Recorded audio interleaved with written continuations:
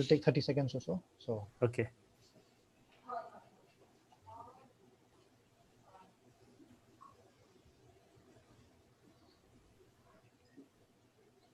Okay, sir.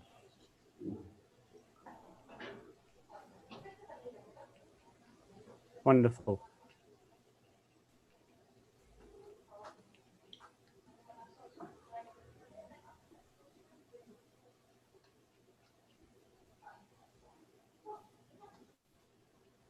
Are we live? Yes, sir. And have we run that video? Can we run that video for Yes, sir. 1 minute? Yes. Yes, there it is.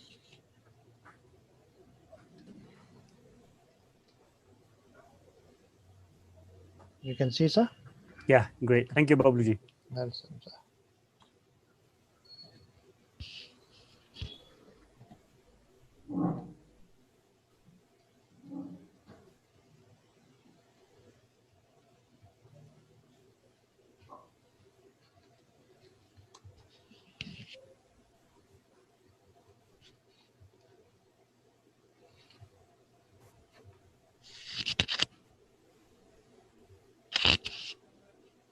So, whom do you say to be promoted? Paksang Ernest.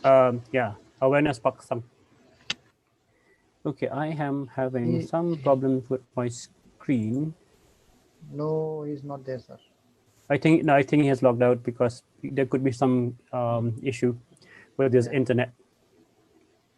Yes, sir. Okay, we can go live now. Yeah. Okay, in 1 minute. Okay. Yes, sir. Yes. All right. Hello once again.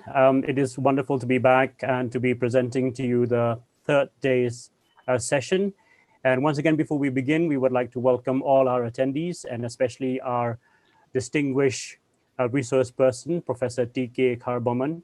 We will be introducing her very shortly. But before we go there, we would like just to remind you again regarding the organization of this workshop. And just to tell you again, just to remind you, the organizing committee of this workshop are the Center for Pre-Service Teacher Education under the Pandit Madan Mohan Malavia National Mission on Teachers and Teaching, and the School of Education Nehu Shillong Meghalaya, the English Language Teachers Association of India Meghalaya Chapter Shillong Meghalaya, and St. Anthony's College Shillong Meghalaya. St. Anthony's College is providing us with the technical support, and we're very grateful to have them with us today. So without further ado, I would not like to take too much of our time that we have. We have a very wonderful, experienced resource person with us. She has been teaching for many, many years, and I would not like to betray her age by telling you how long she has been teaching, but suffice it to say, she has taught n number of years to know what she's talking about, and I'm sure that you will be able to learn a lot from our resource person today. Professor T.K. Karboman is the director in charge of the English and Foreign Language University. She's also the head of the Department of the English Language Education at the university in the Shillong campus. She's also the president of the Meghalaya chapter, the English Language Teachers Association of India. And today she will be talking to us about English and communication skills.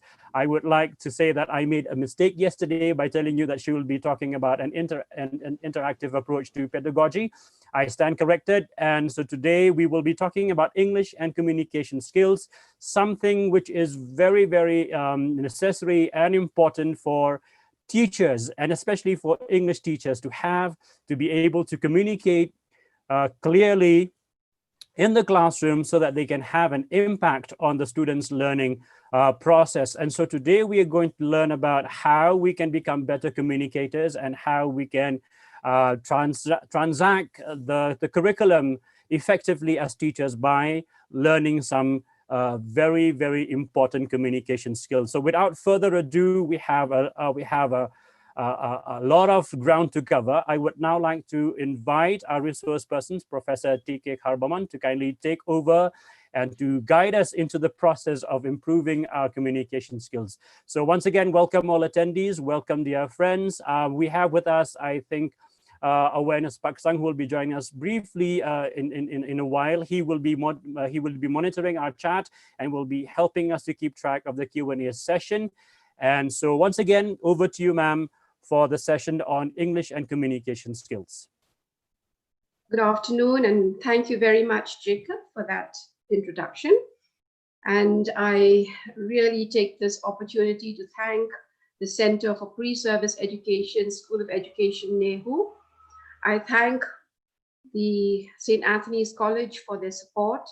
And of course, I congratulate the LTI Meghalaya chapter for taking this initiative of organizing the 6-day national workshop for teachers, preferably at the school section, so that they can really benefit from whatever the resource persons will be imparting through their expertise and through their knowledge about the certain domains of education. So I take this opportunity to thank the Center of Education, NEHU, Professor S. Sungo, particularly for really sponsoring this program, St. Anthony's College, Brother Albert, and Father Juby for lending us a hand, and of course, Jacob and the team, and of course, the LTI as a whole.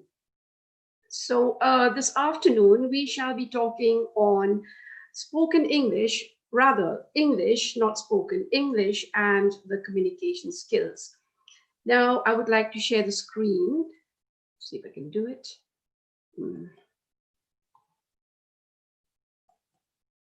Can you all see the screen? Yes, ma'am. Yes, ma'am. So it's named, the title of the presentation or the workshop is named English and the Communication Skills, a Reflection.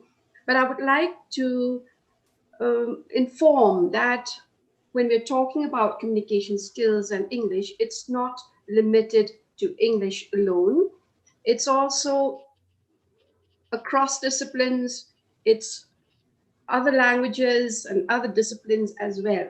So please keep in mind that when we're talking of English and the communication skills, we're not limiting it only to English. So it's across disciplines, it's across languages, because we do communicate and we need to reflect on the importance of communication skills. Now, I would like the participants, before we start off, to list at least 5 reasons why we need to reflect on communication. And we should remember that this is a workshop and not a lecture series. It's a workshop. And therefore, we have to sit down and work. Now, it is mandatory for all the participants to have their pens and their papers so that they can note down the different exercises that we will be trying to attempt in the course of this workshop.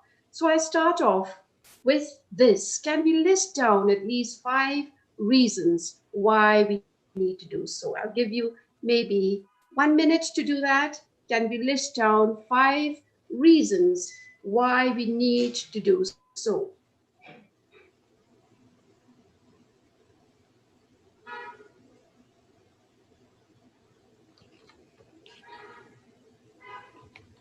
Okay, Shobha says to exchange feelings.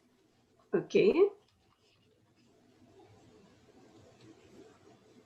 Can we get some more inputs? Okay. Communication, okay, Manaski says communication helps us to achieve our goal. All right, accepted. Anything more? Ma'am, can you please slideshow? Can you go for to slideshow? slideshow, ma'am. Okay. Yeah. Okay.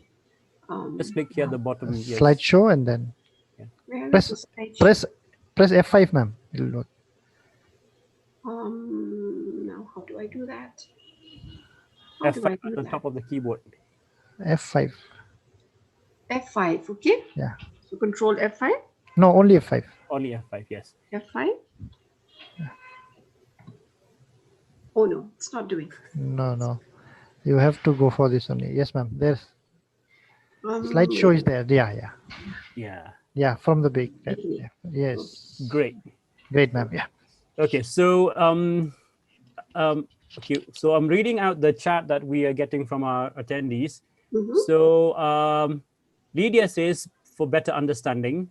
mhm. Then Iluza Marbanyang says to deliver. Right. Dubiana Rentatyang says to understand each other. Mhm. Then Krishna Kumar says the message, what is intended by the person, should be received in the same way by the receiver. Okay. Then again, Anita Pade says to understand each other. There's a lot of people focusing on understanding. Rudy Right. Linga says to provide clear and concise information. Dr. N. Samuel Babu says to hone the skills of teachers. Okay. All right.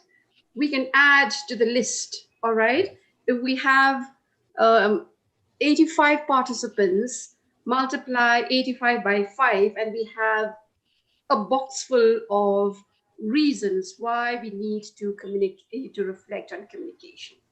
But I would just like to tell you this, that we need to reflect on communication because we've taken this for granted. Our assumption, our argument is that we had been communicating from the time we were born till perhaps we die, and perhaps even if in the afterlife we need to communicate. So we have and had and will be communicating.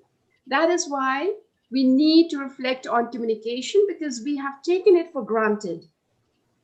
And because we have taken it for granted, we have overlooked the impact of this particular aspect, on people, on the community around us, on society, on friends and colleagues, and of course, the world over. We have overlooked the impact.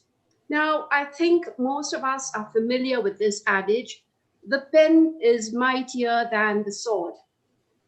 And let me tell you that the tongue is a very small organ in the human body, but it is extremely powerful. Because when we're talking of communication, we're not just talking about spoken discourse, we're also talking of written discourse. And as we go on ahead, we will see that communication need not only be verbal, but it can also be non-verbal. But be it verbal, be it spoken, be it written, or be it non-verbal, we as human beings, we especially as teachers, have overlooked the importance of this particular aspect of our lives and how this impacts on our everyday relationships with people. Now, why did I say the pen is mightier with the sword, mightier than the sword? All right, we can think of the sword as a symbol of power, as a symbol of sovereignty, but we can also think of the sword in this particular point of time as a destructive tool, a destroying tool. Look at the pen, we do not need to use the sword to assassinate people.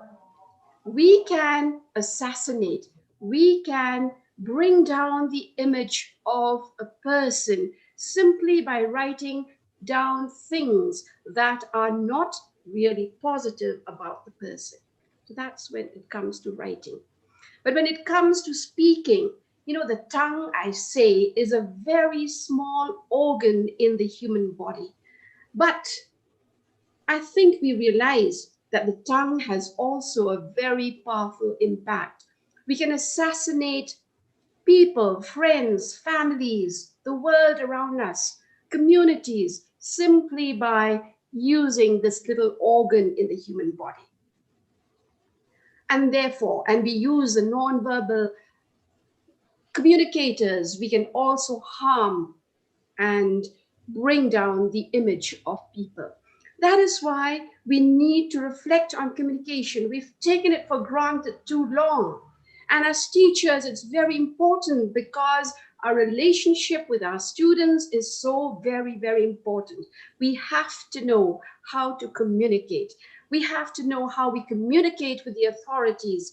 We have to know how to communicate with our colleagues, with the peers, with the parents, with society around us. And therefore, we need to reflect on communication. All right.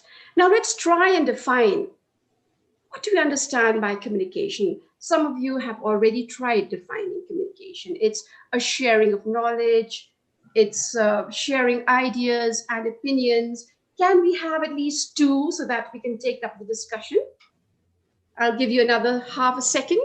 Try writing one definition of what you understand by communication. Can you do that? Half a second, please.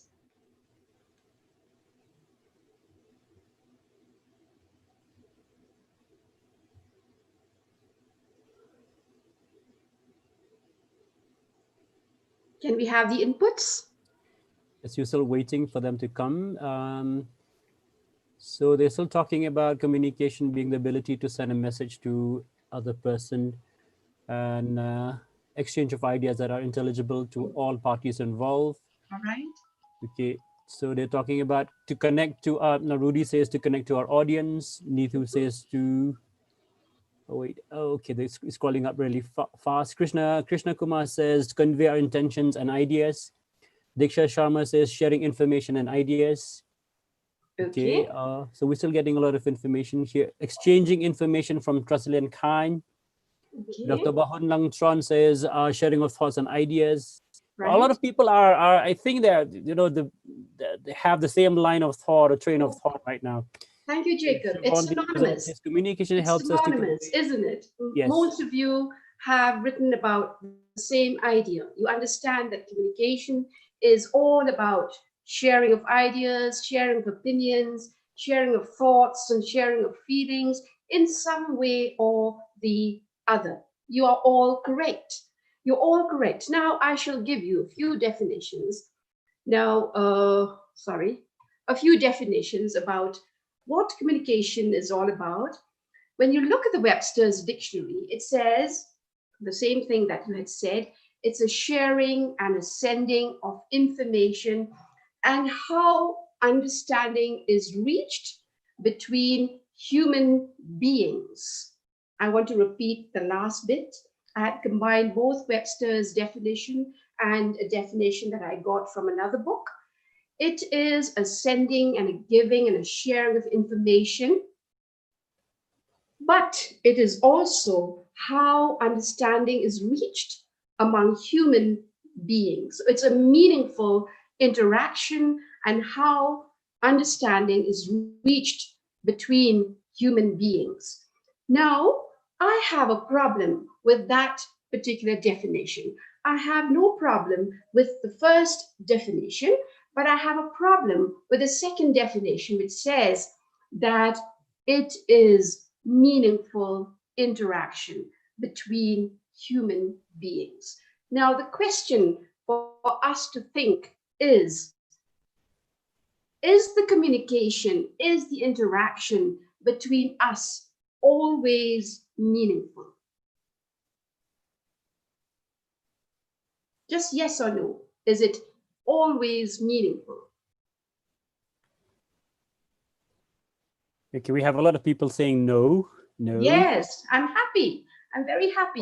Oh, there's plenty of responses saying no. Oh, I'm very happy. Definitely not, truly no, ma'am. So I think many people are in agreement here. I'm happy because not always every time are our communications meaningful. Sometimes we talk sense and sometimes we do not talk sense. And of course, the other part of the definition says it's a meaningful interaction among human beings. Now, is communication and interaction only between human beings? Yes or no? Again, let us see the inputs. No. Okay, again, there's a lot of no's coming in. There's a lot of no's, exactly. I agree with all of you. It's always not between human beings. Interaction, communication is not between human beings only. We can talk to our pets and we see the ants talking to one another, sharing messages to one another. We have the bees telling the other bees about the place of where they could find honey through the way they dance. And the ants, if you've noticed the ants, the little insects, but they use the antennas to share information between themselves. So the insects, the birds, the animals, we interact with them, they interact with each other, and we also communicate with machines, don't we? We interact with machines, we communicate with machines, and this is what we're doing right now. We're communicating using machines. So I'm looking at this box and I'm talking to the machine, though I know that you're somewhere there, but at the moment I'm talking to this black box. So you see, when we're talking of a definition of communication, the second one is limiting the scope of communication to just human beings and just meaningful conversations and interactions. I'll give you an example. I've given this example, I think, to many. You know, when I had an orientation program and the RC programs, I think I'd like to share this with the teachers, because I think we have many teachers from the school here which have not been able to have the opportunity to talk. I will give you an example.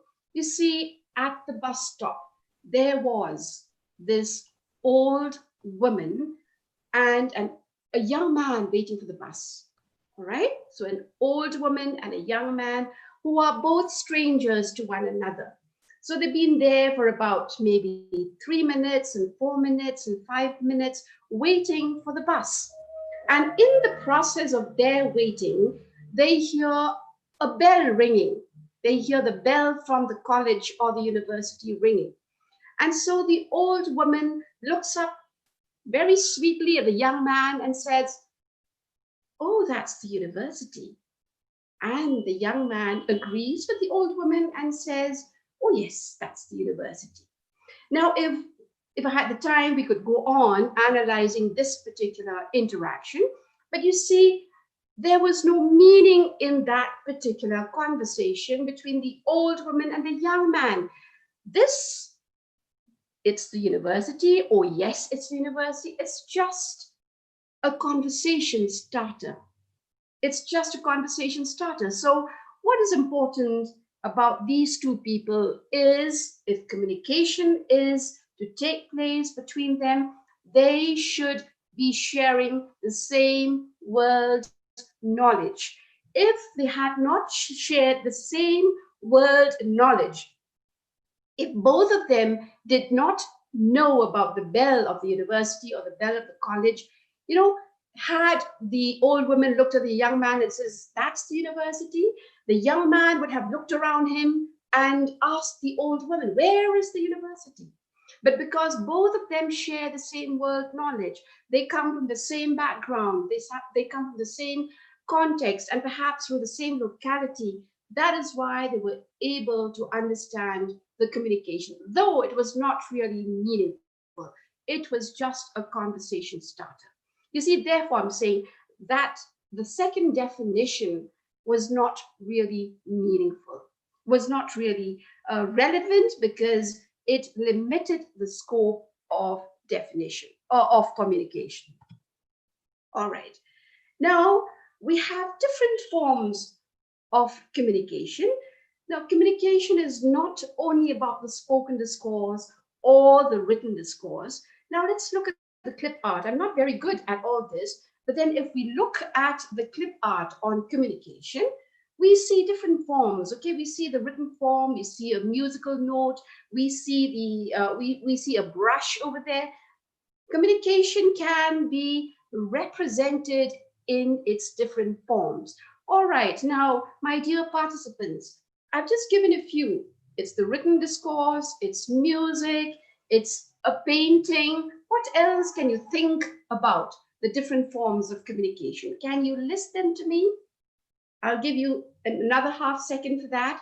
Besides the brush, the painting representing a painting, the book representing maybe a written discourse, the musical note representing music, and then those little things over there representing spoken communication. Can you think of something else? Half a second, please. We have people saying acting, poetry, verbal, non-verbal. Right. The sign language, somebody is saying Right. symbols, Right. painting, writing, music, Right. gestures. A lot of Yes. people saying gestures, Oh, yes. camera or photographs. Yeah. We have There you dance, are. There you are. So and it's yeah, multi-dimensional. Communication is not just about speaking and writing. It can be a piece of sculpture, it can be a piece of painting, it can be dancing, it can be gestures, it can be a sign language. Oh, it's multi-dimensional. And therefore, communication is multi-dimensional and communication is multi-purposeful. I said this earlier when we started with the lecture. We can either make friends or we can either make enemies. We as a teacher can either motivate our students by our words of encouragement, by the feedback we give them on written assignments, by the feedback we give them orally. We can encourage, we can motivate, we can lift up our students, but we can also bring down the image of our students. We can bring down their self-image, their self-respect by the way we talk, by the way we commend, by the way we write, the feedbacks that we give in our assignments. I always believe in using a green pen and not a red one. I think I've discussed this with most of my students. I always believe in using a green pen when I correct, when I give my comments, because the red pen is psychologically very disturbing.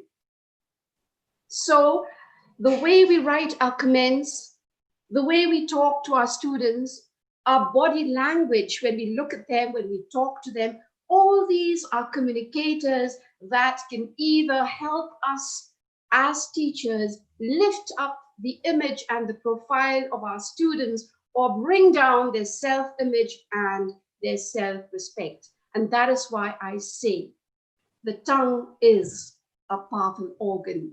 The pen is a powerful organ, either to bring down a person's image or to lift a person up.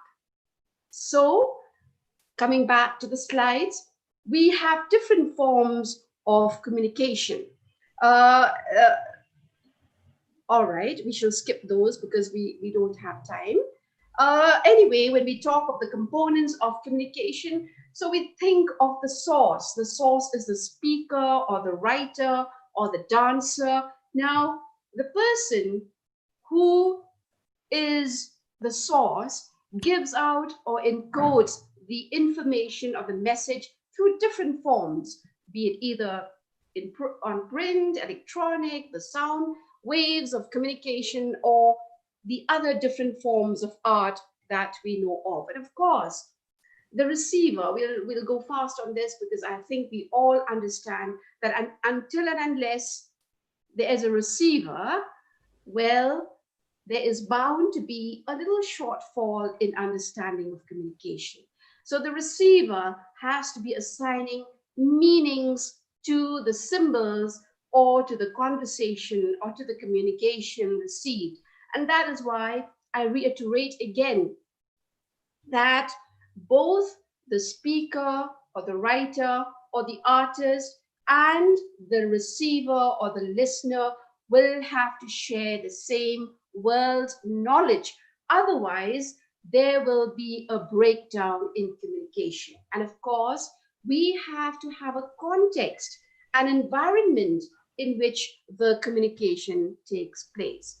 Now, we have looked at the communication, the forms of communication. I've listed them here for you. It's one way or it's two way. Now, what do we mean by that? It can be a one-way communication or it can be a two-way communication.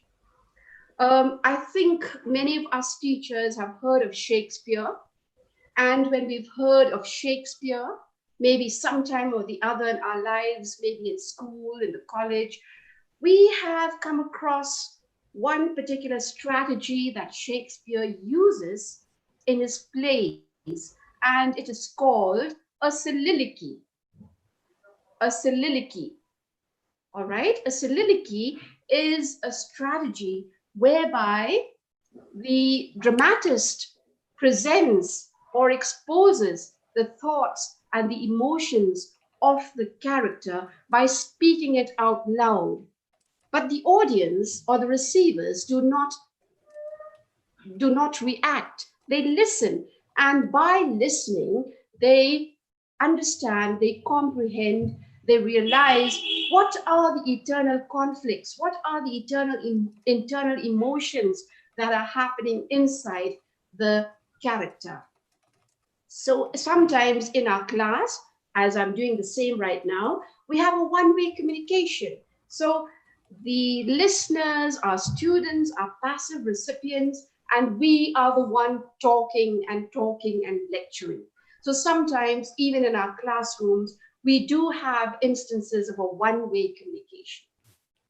But communication can also be dialogic. It can be a two-way communication. It can be the speaker and the listener responding. It can be a teacher and a student. It can be a customer and the seller and the buyer, the customer and of course the seller, the vendor. We have many examples of two-way communication. So this is just one form of communication. It can be one way or it can be a two-way communication. It can be verbal, it can be written or spoken, and it can be non-verbal. We'll come to that a little later. Now, it can be formal and informal communication. Now, let's elaborate on this a little bit.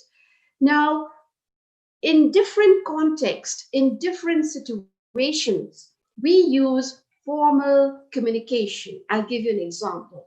If you are talking to your authorities, the language choice, the variety of language that you choose, be it your mother tongue or be it the third language or be it English, the variety of language that you use will have to be to a certain extent formal or semi-formal. But communication can also be informal. So when I'm talking to my friend, when I'm talking to my colleagues, I need not be formal. I can be very, very informal, even to the extent of being colloquial. But when we're talking about formal and informal communication, I would like to inform the participants that there is what is called in sociolinguistics. Sociolinguistics is the study of language in relation to society. Now, we have a very important psycholinguist by the name of Delheims. Now, Delheims talks about communicative competence.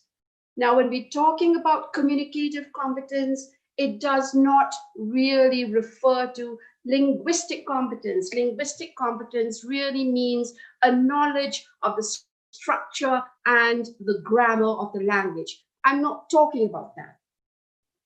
When I'm talking about communicative competence, as Delheims puts it, I'm talking about the who. Who are we talking to? When are we talking? Where are we talking? And what are we talking about? Now, these 4 WH questions will decide the how of our communication, whether it be written or whether it be spoken. So there are situations, there are contexts, the role relationships that we have with the listeners or the audience will decide whether we need to be formal or whether we need to be informal in the choice of a language variety. I'll just give you an example, a very small example over here. Now, I assume that you respect me because I am a teacher like you, and we expect our students to respect us as teachers. But it would be very inappropriate if our students address us as your honor or my honor. It will sound very jarring. It will sound even sarcastic, because that is the kind of communication that we would find only in the room of a courthouse. So it's very formal. So in different locales, in different domains, in the church, in the temple, in the mosque, you know, in a courtroom, you know, in a formal discussion, in a context of formal discussions or formal debates, our language variety has to be formal. But we can also be informal depending upon the who are we addressing, the what are we talking about, the where are we are we communicating, and the when. Because we have interpersonal, I am talking to you and you are talking to me, even if it's a virtual space, we are trying to communicate. So it's interpersonal between you and me. But we also have what is called the intrapersonal communication, where we talk to oneself. Don't we talk to oneself? We do. We talk a lot to oneself. We talk to ourselves. And therefore, that is intrapersonal communication. And of course, I will not elaborate on this because you know this. We have the group, we have the public, and we have the mass communication. And of course, now this is an era. We live in an age of visual communication. We live in an age of graphic communication. We live in an age of technology where we see a lot of visuals and our comprehension is being scaffolded by a lot of visuals and graphics. And therefore, you can think of more forms of communication, but these are some of the important forms of communication. Now, reflections again. Think of situations where you have the following. Write down at least one for each. A verbal one-way communication, a verbal two-way communication, a non-verbal communication, a formal communication, an informal communication, an interpersonal communication, an intrapersonal communication, a group, a public, or a mass communication, or a visual communication. I will give you 1 minute to think of at least one situation where we have these forms of communication. I'll give you 1 minute to think about that. Maybe you can scribble, or you can just reflect and think upon the situations where we have the following forms of communication. I'll give you 1 minute for that.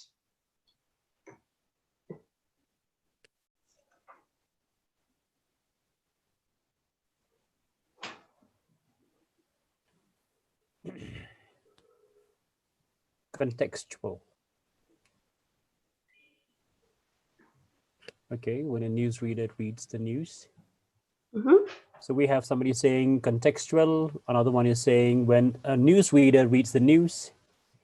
Okay, that's spoken, right? The one-way verbal one-way communication. All right. Okay, I think people are thinking. Yes, somebody is saying legal communication. Oh, yes. Okay. Official meeting is formal communication. All right. Very good. Somebody is saying drama. All right. What is that?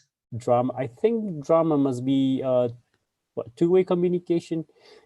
Okay, somebody saying watching television is a one-way communication. Very good. Writing a letter, I think that would be one-way communication. Right. Then we have group discussion by from somebody, professionals use. Okay. Okay, verbal one-way communication when someone is talking over a megaphone. All right. Excellent. And okay, we have someone saying taking notes is a one-way communication. All right. And chatting with friends is informal communication. Okay, it's two-way. It's both informal and it's also two-way, isn't it? Yes. Okay. Okay, for non-verbal, somebody is saying nodding and smiling. Oh, yes. Yes.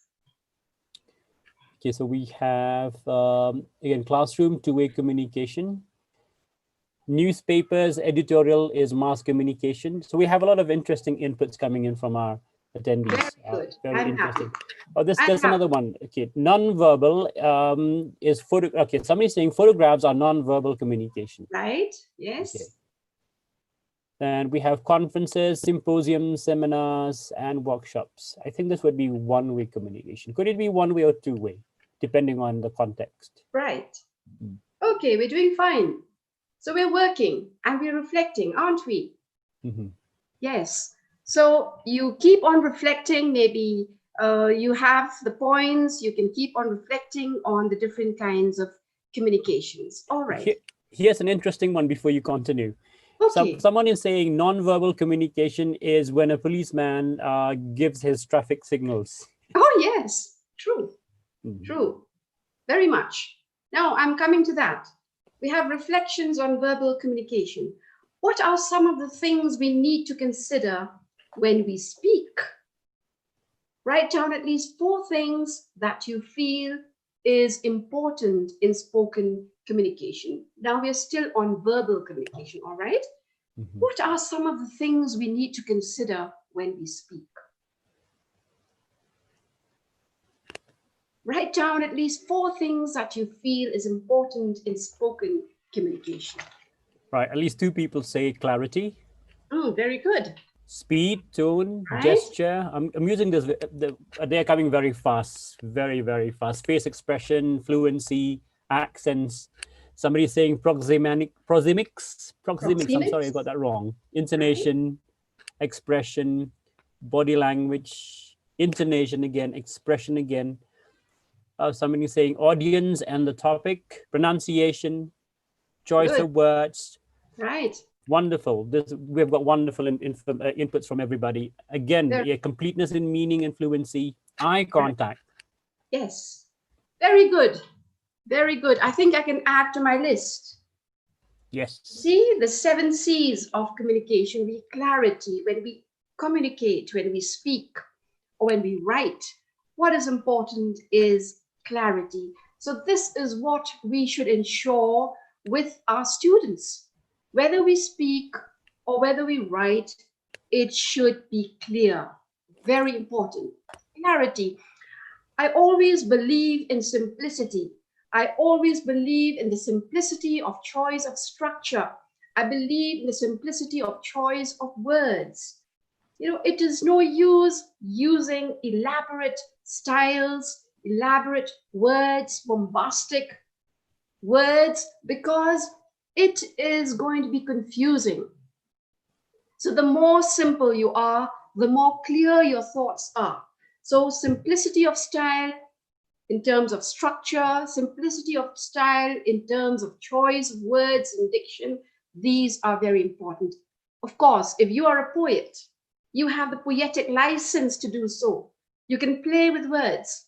But when it's academic writing, when your students give you an essay, when your students give you an assignment, when your students give you an answer to a question, you should always use this as a rubric.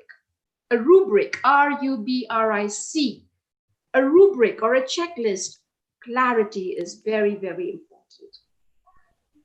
Completeness. Now, you know, sometimes when we speak things, we leave our utterances incomplete for the other person to complete it for us. And sometimes when we write, our thoughts are not complete. So we have to think about this very important aspect of communication, and that is completeness. We have to complete whatever we have in our minds to say. We have to complete whatever we have in our thoughts to say. And that's why organization in writing is very important. You know, my dear teachers, if you're there, you know, you encourage your students to have, you know, to have what I call them are clusters, balloons, you know, so they can write, they can have at the center point, they can have a balloon where they write down the main thought or the main idea, and then they branch out from there into several other balloons and several other blurbs and several other spaces where they write down their thoughts. They can be disorganized initially, but once you have them down as a draft on paper, the balloons, the different balloons about the topic, then you can organize these accordingly, and then you have a sense of completeness. So the answer becomes complete. That is when it's written. And concise. I remember somebody telling me, somebody asking me, how much should a PhD work be? I mean, how many pages should a PhD work be? But I have a very interesting answer to that. You know, what is PhD? PhD is a research. And Einstein, you have Galileo, how many pages did they write? You see, so it's not about quantity, it's about quality and brevity. I believe in the ABCs of communication, of writing. A stands for accuracy, B stands for brevity, and C stands for clarity. So to be concise, to be brief and to the point, that is what is important, be it in written communication or be it in spoken communication. We have this weakness in us as Indians, we have this weakness in us to beat around the bush, whether we write or whether we speak. But that is not what is effective communication. Effective communication is to be precise and to be brief, to come to the point, and of course, to be concrete. We have to have our ideas concrete. And that is why, my dear teachers, encourage your students to make these blurbs, to make these maps, so that they know what they're going to say. The information should be concrete and they should not be exaggerated. Something should be supported by facts and statistics sometimes if we have to prove that something is correct, which is the next point of communication. And of course, coherent. When I was talking about organization, we talked about coherence. Coherence is very important. Which point comes first? Which point comes second? Which point comes third and fourth and fifth and sixth and so on? And we have cohesive devices to make our writings, to make our assignments coherent. They're very, very important. So coherence is an important aspect of communication. We should be coherent. And as teachers, why is it that we have slides? Why is it that we have bullets? It's to make our delivery coherent. That is why we need them. It's not important to give everything, all the information required on a slide. The bullets would suffice because the bullets would help us to be coherent in our delivery, in our lectures, in the class. Teachers have lesson planning. Why do we have lesson planning? We have lesson planning so that our lessons become coherent.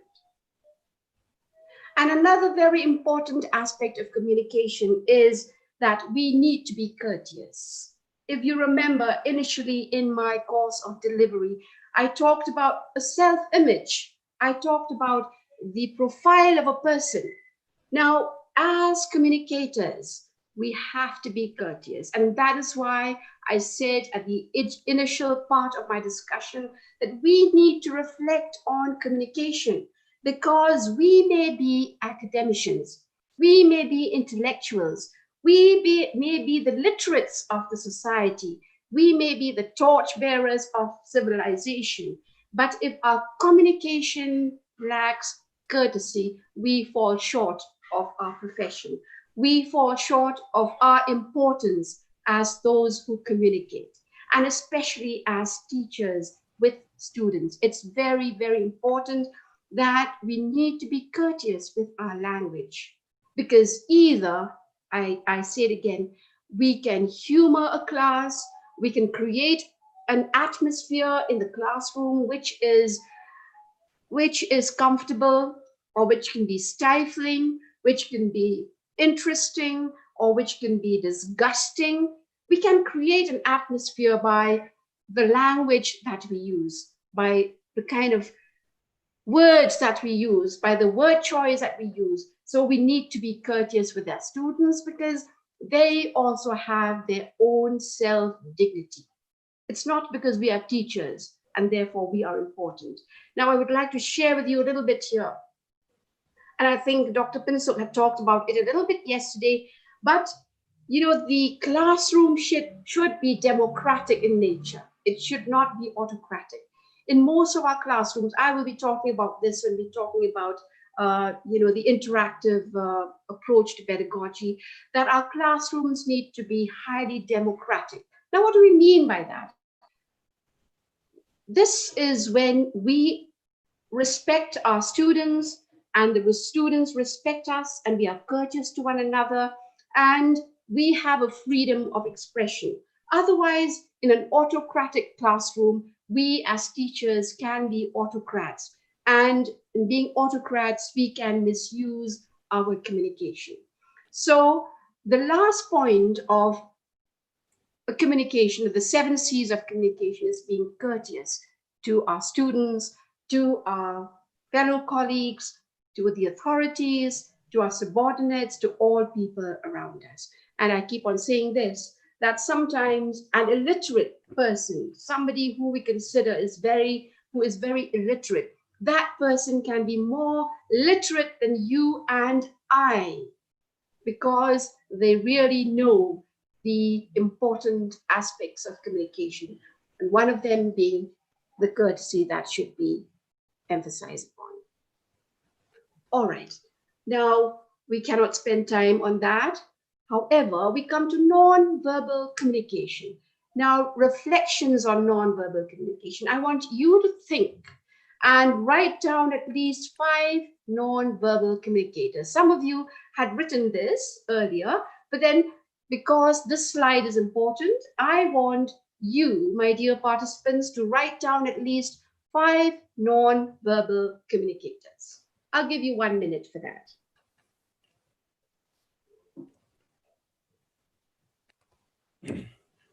We have actors acting, body language, cartoons. That's an interesting one. Smile, eye contact, Yes. hand gestures, facial expressions again. We've got gestures, poetry, pictures, body language, waving of the hand, signs, emojis. That's an interesting one. Emojis. Right.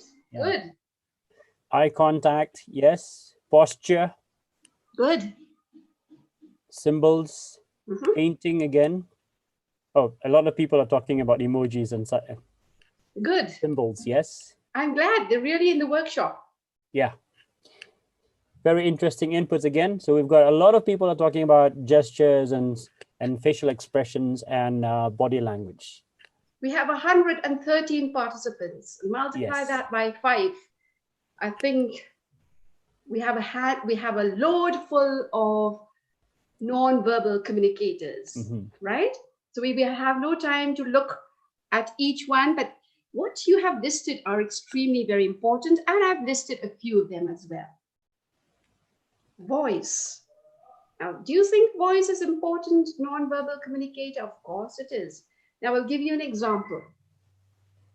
If your students wish you good morning or good afternoon, if you respond back with good morning or good afternoon, now what does that convey? It conveys that you want to observe a certain amount of distance between you and your students, or you and the person who is greeting you. Well, if they wish you good morning and your response back is good morning, with a rising and falling intonation, somebody had mentioned that, it indicates that you want to limit the distance between you and the other person. So the voice is an important indicator of your intentions. The voice is an indicator of your mood for the day. Your voice is an indicator of whether you want to command, whether you want to convince, whether you want to persuade. We will be talking about that in the slides to come. But voice is important. And posture, I'm sorry I cannot see you all. But if I were to see you, the posture, the way you sit as you listen to this particular reflection on communication would tell me whether you are disgusted with the lecture or whether you're enjoying it or whether you're being attentive. So even in the class, my dear teachers, when you deliver your lessons and when you see that your students are falling off to sleep, their posture will tell you that they're not paying attention, that they're losing attention, they're not really listening what you have to say. Their posture will give you a clue that you have to do something to wake them up. that you have to do something to bring them back into the fold, to bring them back into your control. And so the posture is very important. I remember reading Edwin Markham's The Man with the Hoe. It's a beautiful poem. I just love it. The posture of the man over there, he is a man bent and his face is always turned towards the ground. Hopelessness. He carries the weight of the world upon his shoulders. He's bent double. And then you all, I think we remember when we were kids, we read this poem, Johnny Head in Air, right? Johnny Head in Air tells about how snobbish, how arrogant this boy is. And what was the result of that arrogance and that snobbery? He fell into a pond.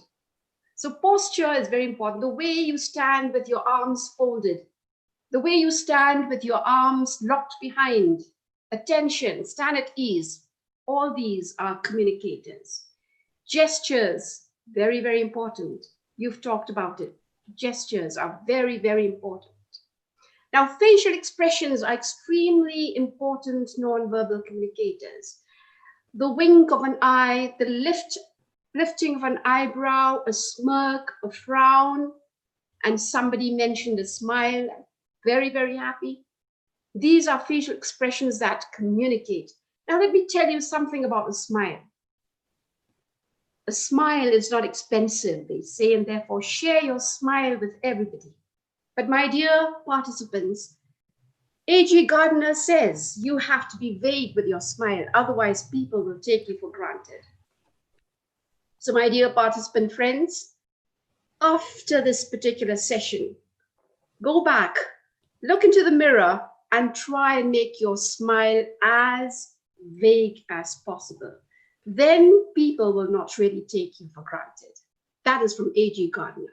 And of course, to think of an example of that, you think of the Mona Lisa smile. Many of us have heard of the Mona Lisa.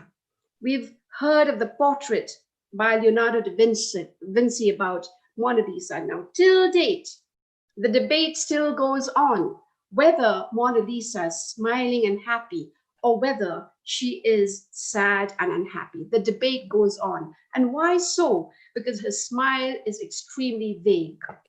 So there you are, my friends. If you want to be on the safe side, please make your smiles as vague as possible. All right, and the wink of an eye, we know all that. It has different meanings, different connotations, different messages. A wink of an eye, a lifting of the eyebrow, a frown in the eye, a smirk, all these communicate. The clothes that we wear, what kind of clothes do we choose to wear, expresses our self-image. Who are we?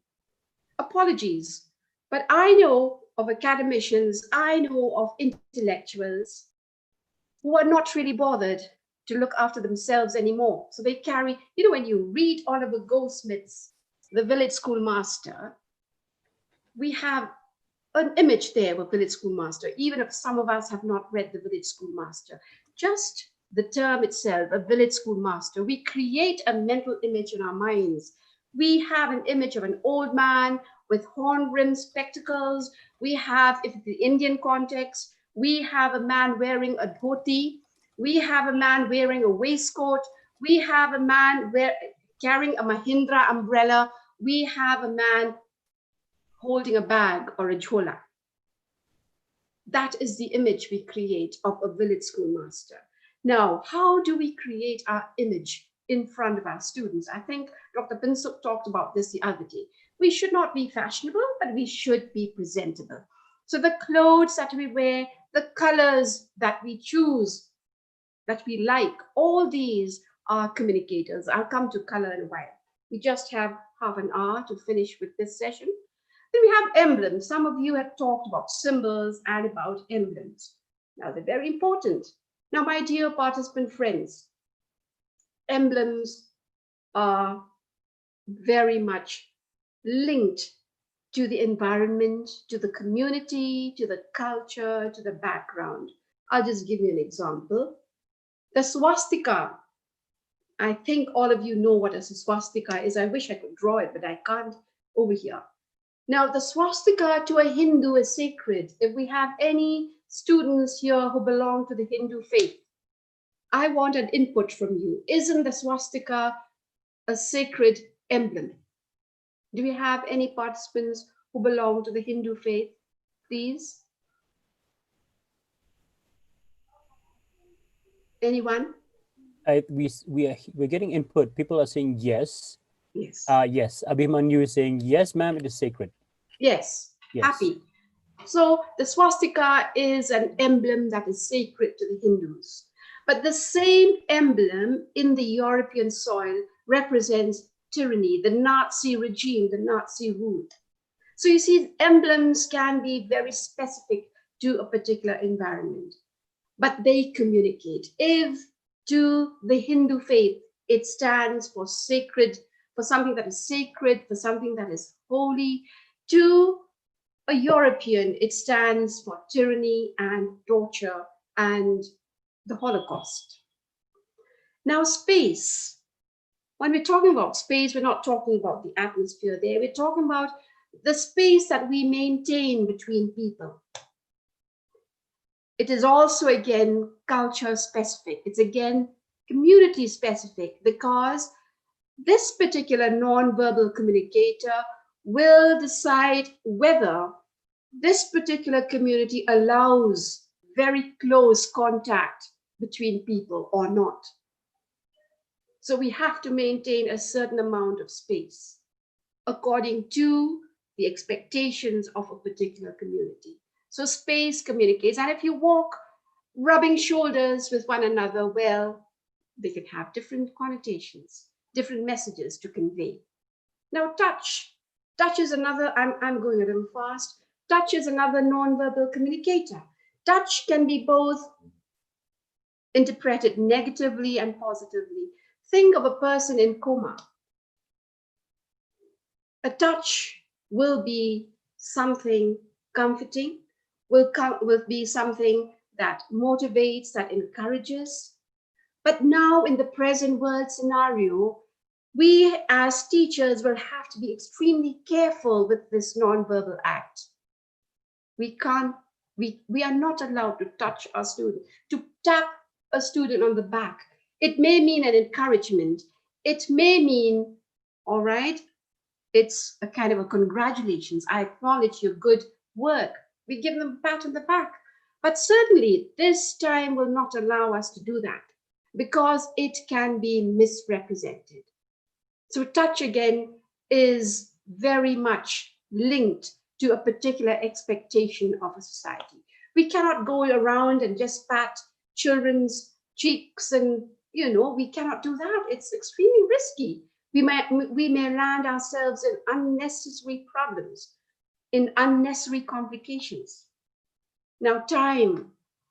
Time is also a very important communicator.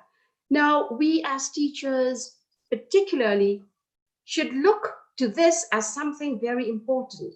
We may not be willing, we may not be really communicating with our students that we are people who stick to discipline, who stick to rules, who are law-abiding. We may not want to tell them that. But when we are always late for our classes, when we are always late for our meetings, our whatever, get-togethers, we express the kind of person we are. We tell the world around us, we tell the students we meet every day the kind of person we are. So punctuality, sticking to time is very important. It is a communicator which communicates. And the clock also is a communicator. So time is an important non-verbal communicator. Now, when we look at color, color is also a communicator. All right, now, my dear participant friends, what does the color red symbolize? Can you tell me? Inputs, please. What does the color red symbolize? Anger, love, Right. danger. Right. Again, some people are saying love, Right. passion, violence. Okay. All right, so we're seeing a lot of people saying passion, Right. power, fiery, emotion, Mhm. strength, blood. Very interesting inputs. Right. Oh, somebody is saying low performance. Okay. That could be a Yes. battery. That could be a battery power going down. Very good. Yeah. I'm so Caution. happy. Yes. I'm so happy with the inputs. So you see, the color red has different connotations to different individuals, to different communities.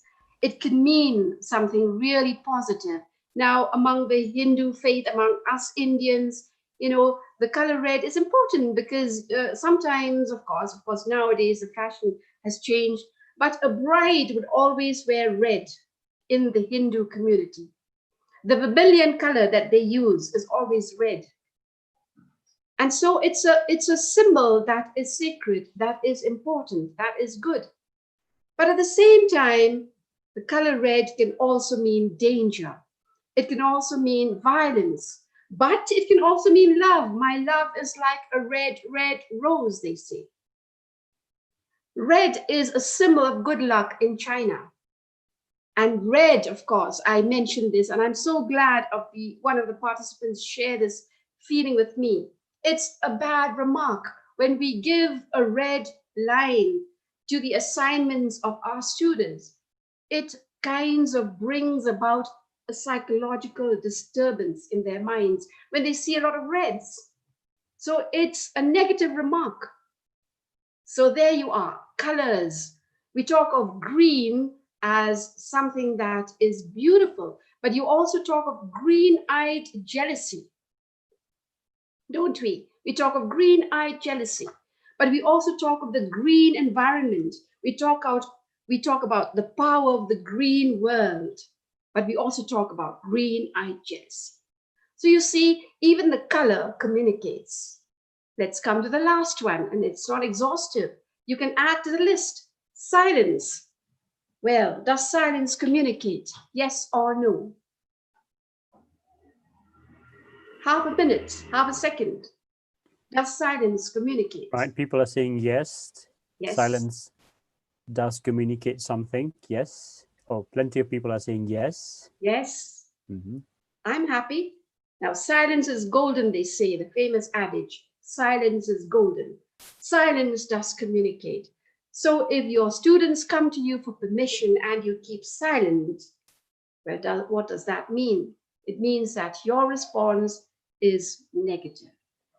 Silence can communicate, it has its important connotations. So silence does communicate. I wish we had time to go on with the list. Are these in your list? You can add them to your list. Okay? You can add them. We have just about 1, 2, 3, 4, 5, 6, 7, 8, 9, 10, if I'm not mistaken, 11.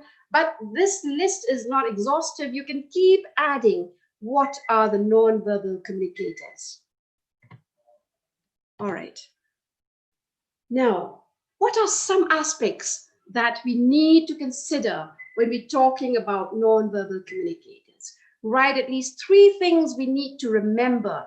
Write at least 3 things we need to consider. I'll give you half a minute for that.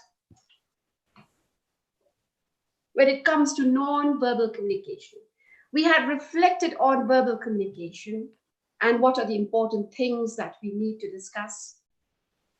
What about non-verbal, reflections on non-verbal communication?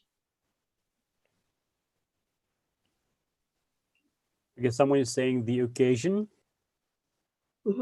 Okay. We have an attendee saying that we need to have clarity, completeness, and be courteous.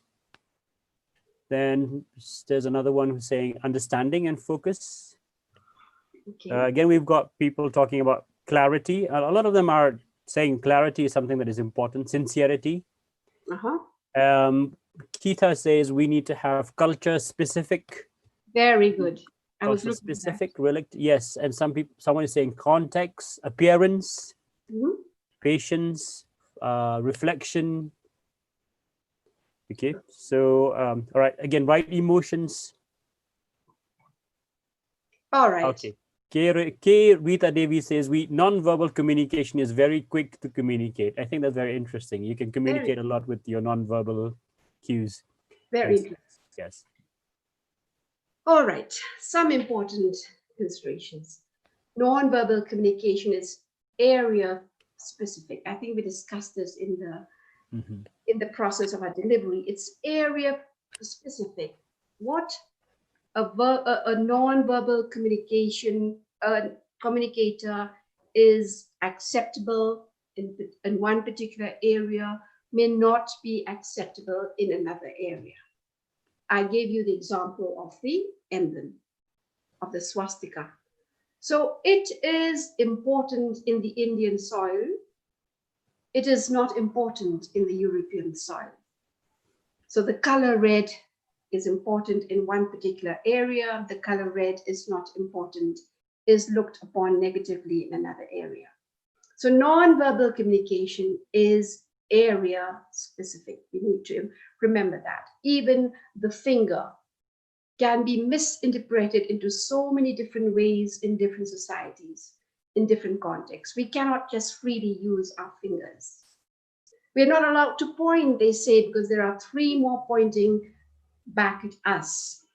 So we cannot be using our pointing fingers in a particular community or in some communities. So the fingers are also very, very important. We use the thumb as a thumbs up for something, as an encouragement, as a motivator, but it can also be very, very embarrassing sometimes when we use our fingers. So what is acceptable in one may not be acceptable in the other. And this is extremely important. Non-verbal communication is culture specific. It's specific to a culture. It's specific to our community. We don't have time to reflect on this, but my dear participants, you think of the different non-verbal communicators that are specific to your culture. They may be acceptable in your culture, they may not be acceptable in another culture. Just to make this a little simpler, I will just give you an example. When I landed for an assignment, and I think some of the participants here must have heard about this, when I landed in a particular country for an assignment, there were officials who received me at the airport, and I stretched out my hands for a handshake, but they refused to do so. Instead, they used their folded hands, which is a very common phenomenon now in the pandemic. They folded their hands. And I also imitated them and folded my hands. But you see, the position where I placed my hand was absolutely wrong, because I did this. I think you can all see, I did this. Well, in that particular culture, in that particular community, this was meant for a friend. It's not meant for officials. This is meant for officials, and this is meant for God. So I should have done this, but I did this. And so I was not really right. I was not really appropriate in that particular context. So there is this concept, therefore I put this down here, there is this concept of accuracy, but there is also this concept of appropriateness. What is accurate in one may not be appropriate in another. What is appropriate in one community, in one culture, in one's country may not be accurate in the other one. So verbal communicators are much more simpler, because as I said, you can think, you can monitor what you say and what you write. But when it comes to non-verbal communication, it can be very, very sensitive. It can be very tricky, and therefore it can lead us into all kinds of breakdowns. Well, communication styles. What are some of the styles of communication in spoken and written discourse? Can you list 2 styles that you know? Half a minute, half a second? Can you list 2 styles that you know? I know that this particular clip art that I have used does not really interpret what I really meant to say. But then can you list some communication styles that you may know, be it in spoken and written discourse?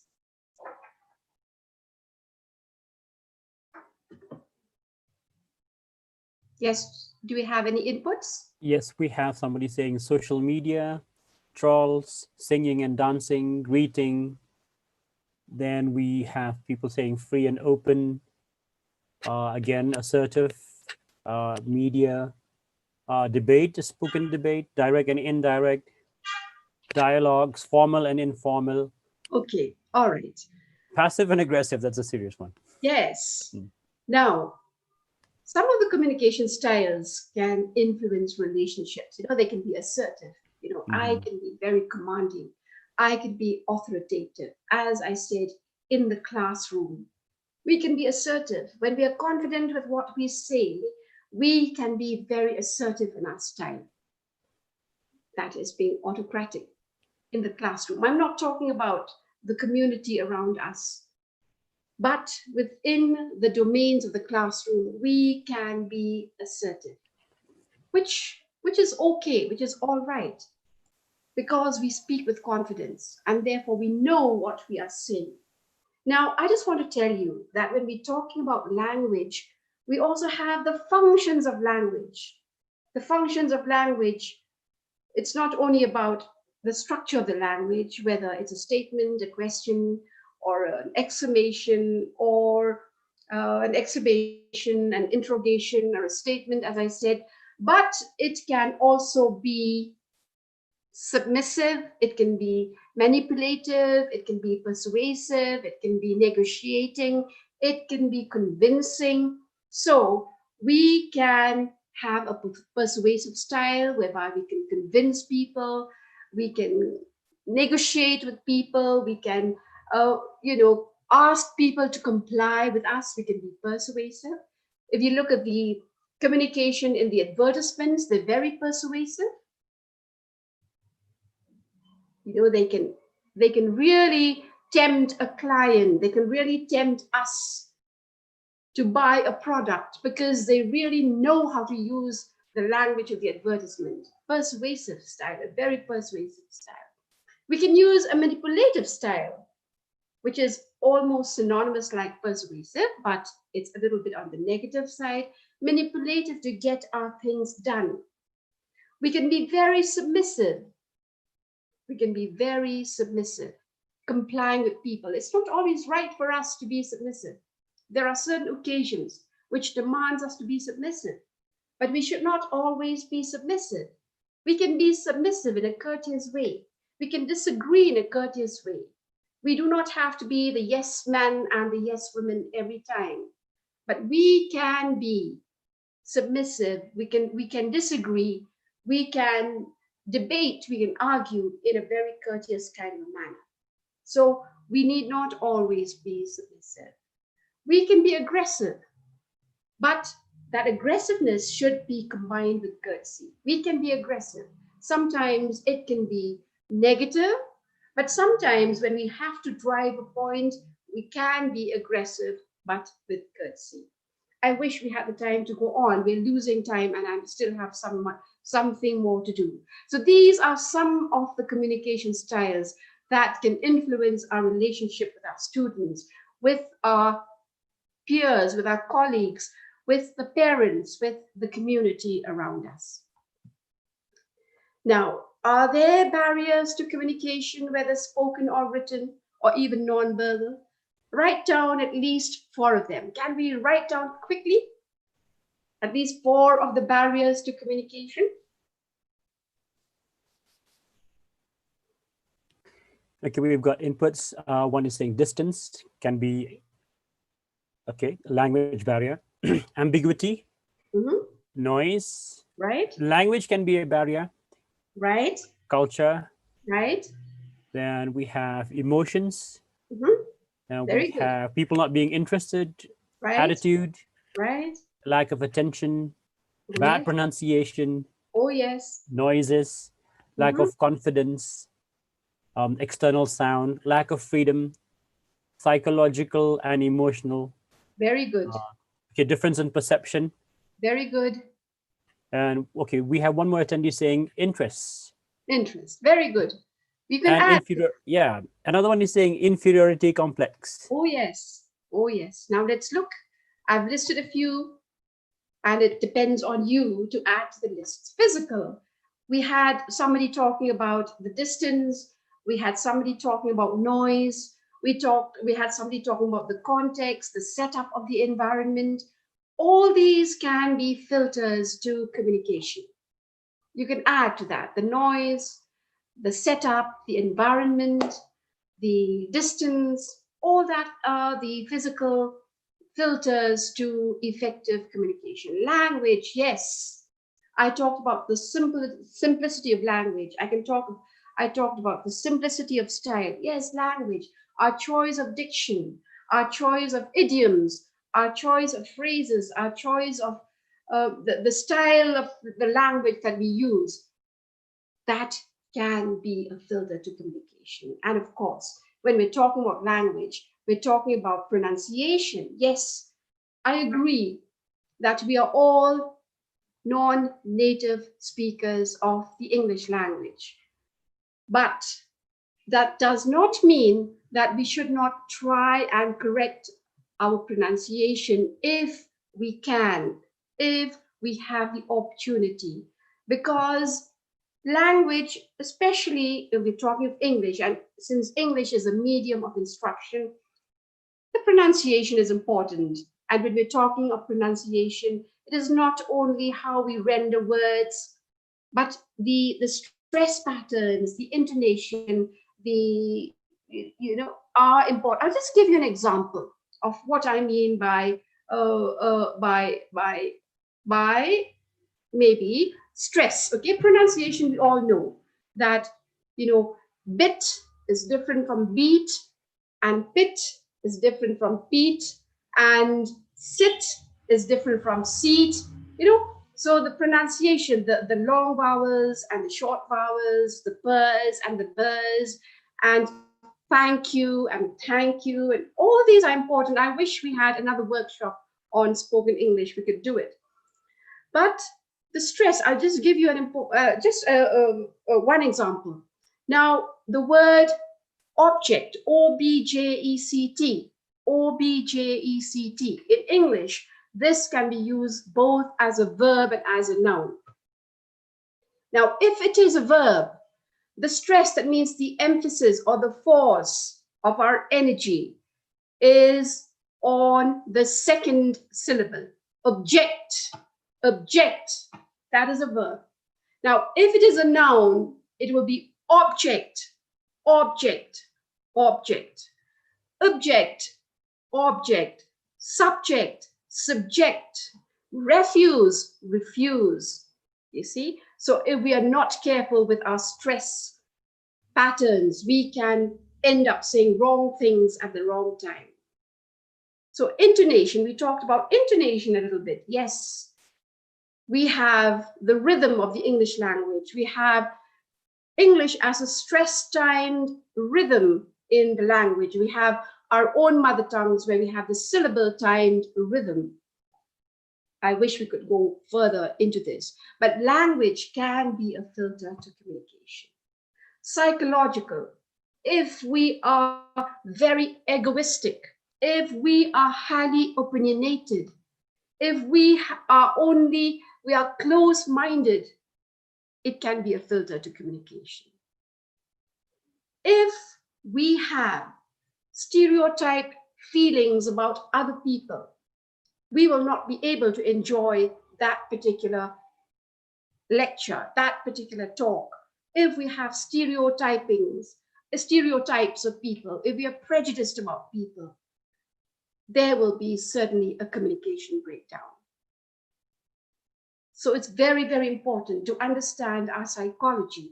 Otherwise, this can lead us into a breakdown of communication.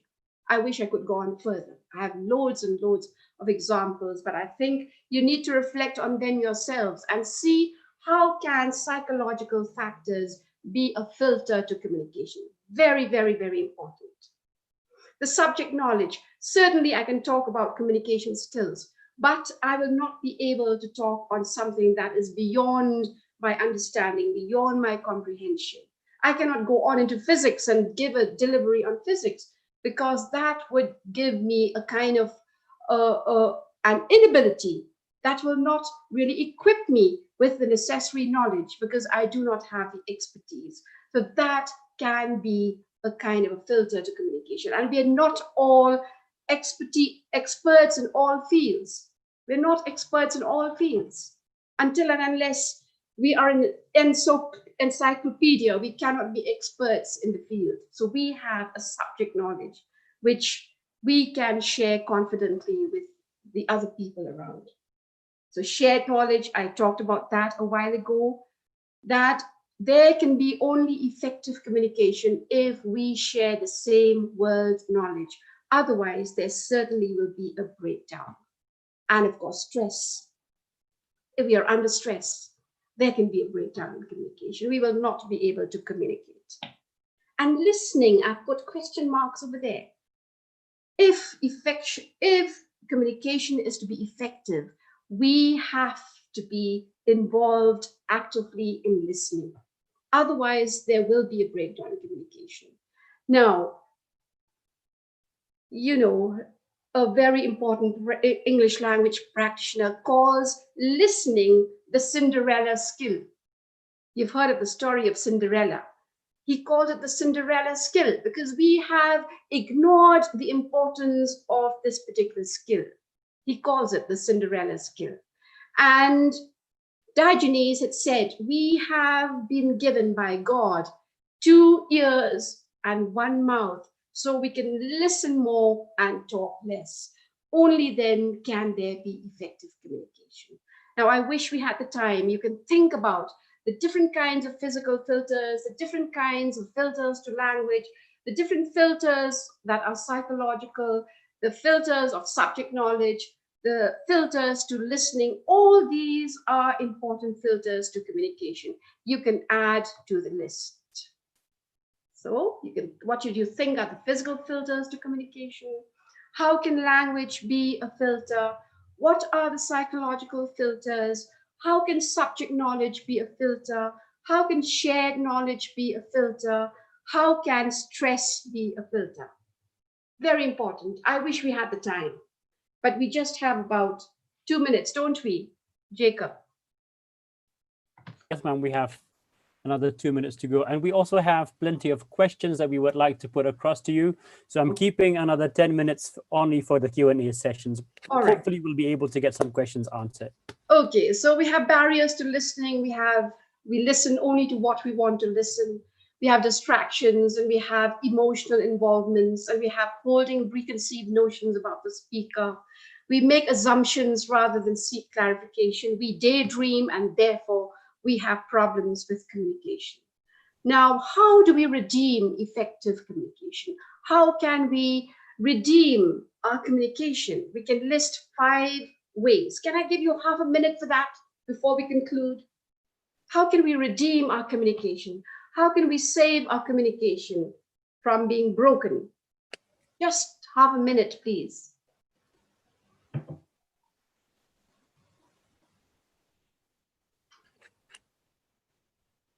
Do we see inputs? No, attendees are looking like they're thinking. Okay, somebody's saying we need to be attentive. Right. We need to make it interesting. We need to make it effective. We need to pause. We need to be clear. Okay. All right. We need to take feedback. We have to develop interests. Yes. Someone is saying we need to use simple and short sentences when we speak. Right. We have to listen better. We need to have a healthy discussion and be a good listener. Good. Oh, okay. Now, let's reflect again. Have we all along taken our communications for granted? Yes, we have. Did the workshop made us aware of the need to reconsider how we communicate, both verbally and non-verbally? Yes, no, please.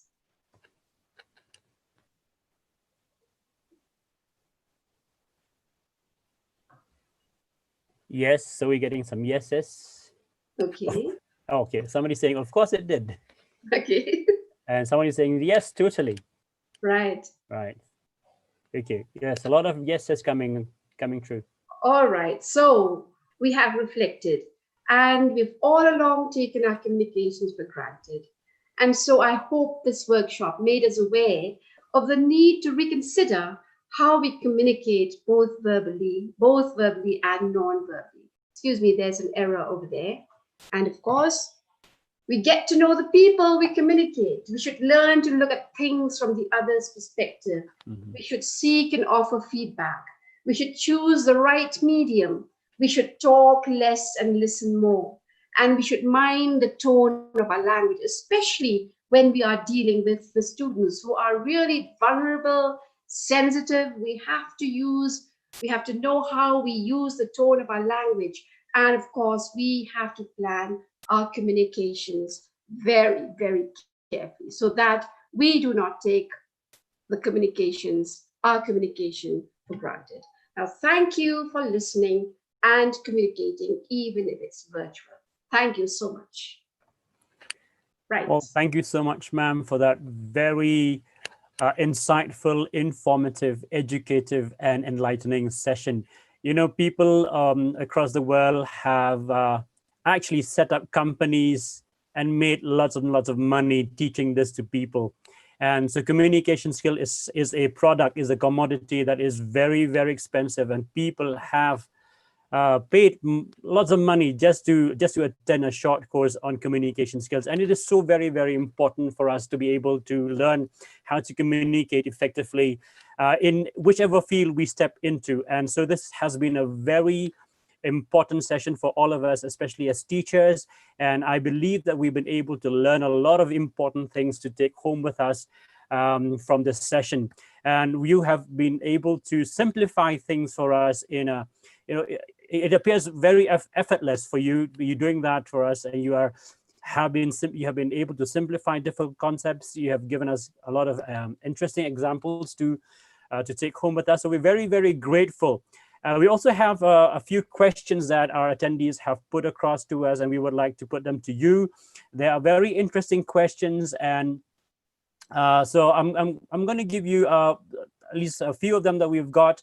And can you please, ma'am, try to give at least maybe a short answer to each one of them so that we can cover as many questions as possible. So we'll take probably another at least 5 questions. Can we? Yes, so 5 questions. Yes, so these are the 5 questions coming to you. I know you're very tired. It has been a very packed session from end to end. So we will try and keep it as short and as sweet as possible. One attendee, Bargha, says that she could not understand the concept of completeness when you talked about completeness. So maybe in a line or two, can you just again answer this question? What do you mean by completeness? This is what we mean. Sometimes when we talk, we leave our utterances hanging mid-air. Or sometimes when we write, we don't really complete what we want to write. That is really the meaning of completeness. So for communication to be effective, we have to have a sense of completing what we say, completing what we write.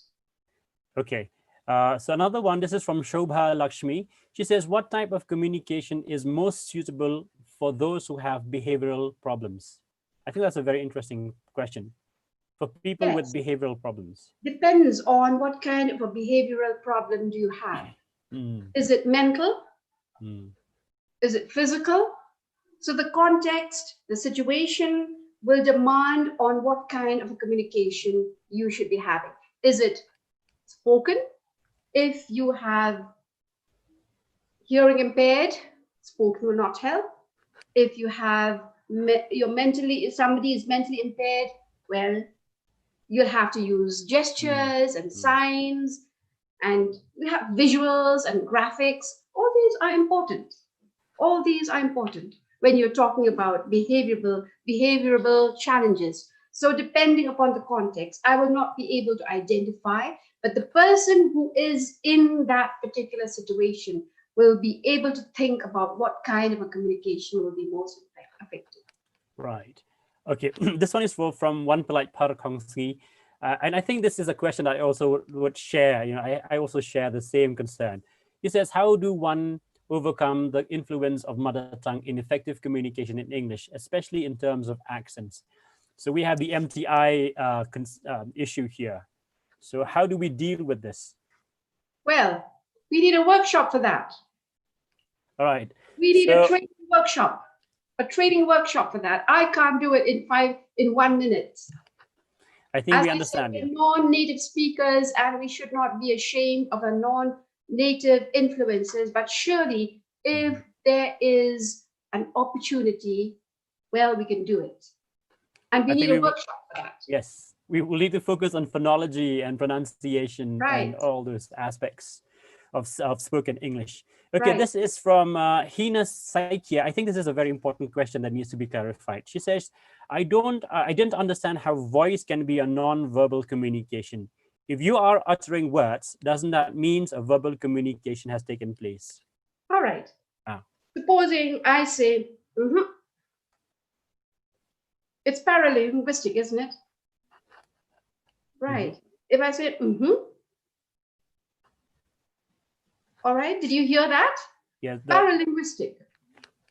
All right. Intonation or the way you... Paralinguistic, the way we initiate our voice, that is also a non-verbal communicator. So it does not have language, the form of the language, but it is paralinguistic.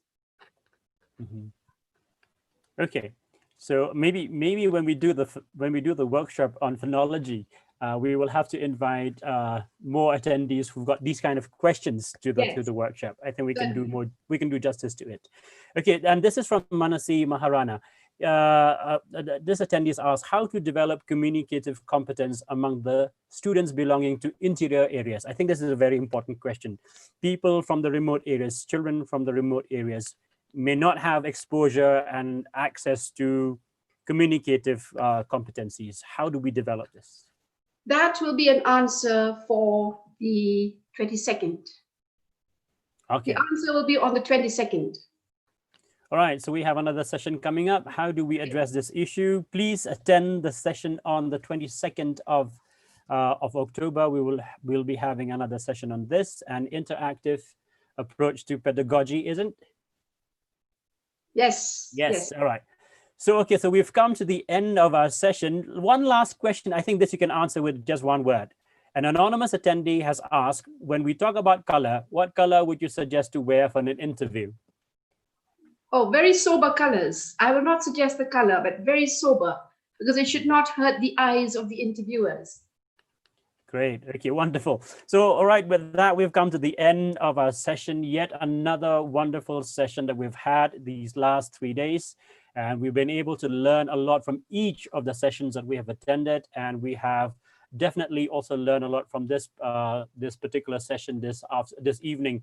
And we would like to thank all our attendees for attending, for participating in the different activities that we've had today, and also for responding. It appears that we have a very educated and a very enlightening group of attendees, and they have a lot of experience, and the way they've been sending their answers and responses show that they are well aware of the concept of communication skills, have maybe read up and have studied or have made use of the concepts in their own lives and in their own experiences. So we would like to thank you attendees for contributing to the success of our session this evening, and we would like to thank you also for your questions. And ma'am, thank you so much for giving us your valuable time and for being able to filter your vast knowledge of communication skills into these points that we can comprehend, we can remember, we can understand, and we can take home with us. So thank you so much for your time. We look forward to the other session that we will be having with you again this week during the workshop, and we know that it's going to be another wonderful session once again. So with that, we have come to the end of our session this evening. So thank you once again. Please remember to join us again tomorrow at 4 o'clock. And again, we will be talking about how to teach academic writing, and we're going to have Mrs. Christina Wanyang. She will be talking to us about the different styles of writing, but especially how do we teach academic writing to students, which is a very, very important topic, because we see many people, even with a BA, with a bachelor's degree, still not being able to write proper applications and proper leave letters and proper reports and so on. So tomorrow is going to be another important session for us teachers, and it's going to help us to be more effective in our teaching skills. So with that, we come to the end. Thank you so much. We're signing out. See you again tomorrow, same channel, same time, and same moderator, but with a different resource persons. Thank you so much. God bless. Stay safe. Stay healthy. Thank you, Jacob. Thank you. Goodbye. Bye. Where do we leave? So you go up and you stop sharing. I can do that for you from my end. Stop share. Oops. There you go. Okay. Stop video. Stop music.